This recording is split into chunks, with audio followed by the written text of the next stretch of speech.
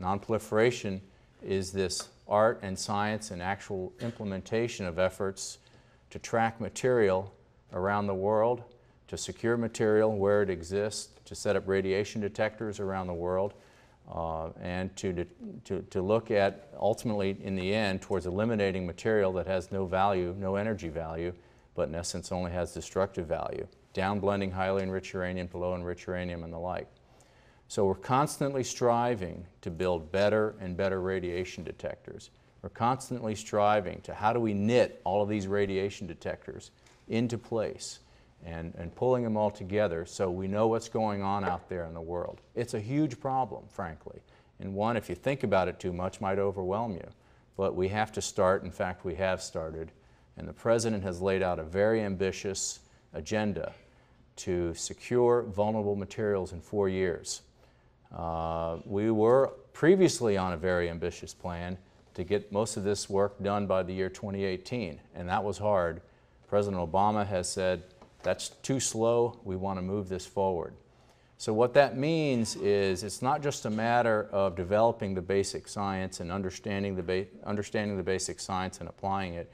We have to go beyond application, laboratory scale application, and actually put it out in the field, test it out, and make sure all of this works together with our other federal agencies.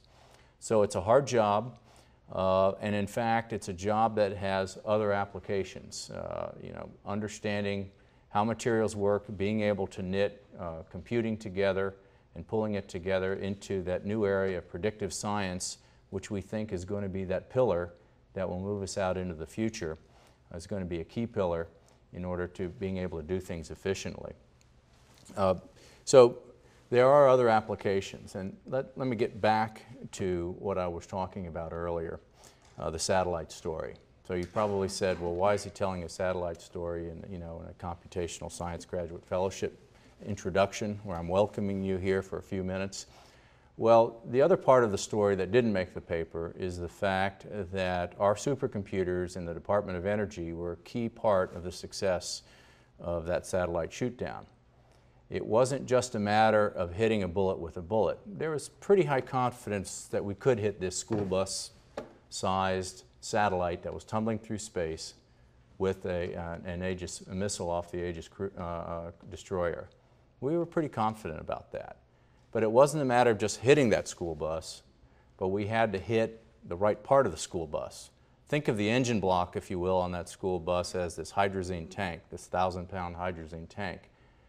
That missile had to hit the engine block, because if we hit the back part of the bus where the seats are, well, the back part would fly off, the bus would tumble through space and burn up, but that hydrazine tank, that engine block, is still intact. We needed to get that engine block. So the algorithm, the work, the targeting to hit that bus exactly in the right spot was done on our supercomputers down at Sandia. We ended up blocking off 6 weeks worth of computational time, it was highly classified back then, to run those calculations. Then we did it a step further. We said, what would it look like, what would the debris spread look like if we hit the seats? So we did the analysis on that and got a pretty good sense of what the radars would pick up if we hit the seats, and in effect missed the main part of the shoot down, which is getting that engine block. And we said, ran calculations on what it would look like if we hit that engine block, or the hydrazine tank is in this analogy. And we got the debris shields on what it looked like on that. And the President wanted to know right away whether we were successful or not. So in essence, so the day of the shoot down came, we had all our computer code runs done. We knew what we would expect if the tank was hit dead on. We knew what it would expect if we missed the tank but hit the bus, and then we obviously knew what to expect if we just missed completely. And the good news is the missile was fired, and it hit the satellite, and it hit the hydrazine tank dead on, and the simulations matched up exactly with reality. Now that is great, an opportunity for V&V, and where experiments and computing come together, and getting us into a situation where the general in charge of the Missile Defense Agency, who was literally on the phone 30 seconds after that thing came down, was on the phone with the White House with the President, and said, Mr. President, we know with confidence that that satellite is down and our problems are solved.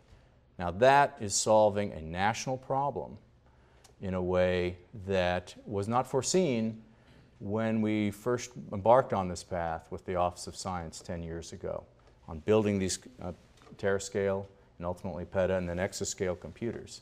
But what we've seen is what can be done.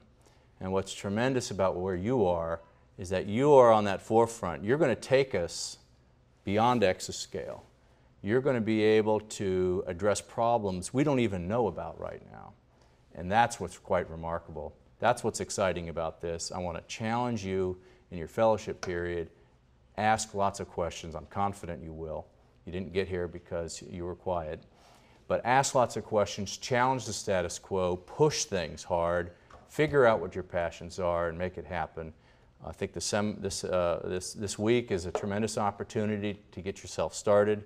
I'm sorry I'm going to miss the evening sessions. I really enjoy those, an opportunity to see your individual projects themselves.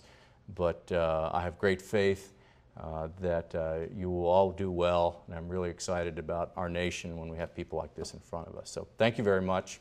Appreciate it.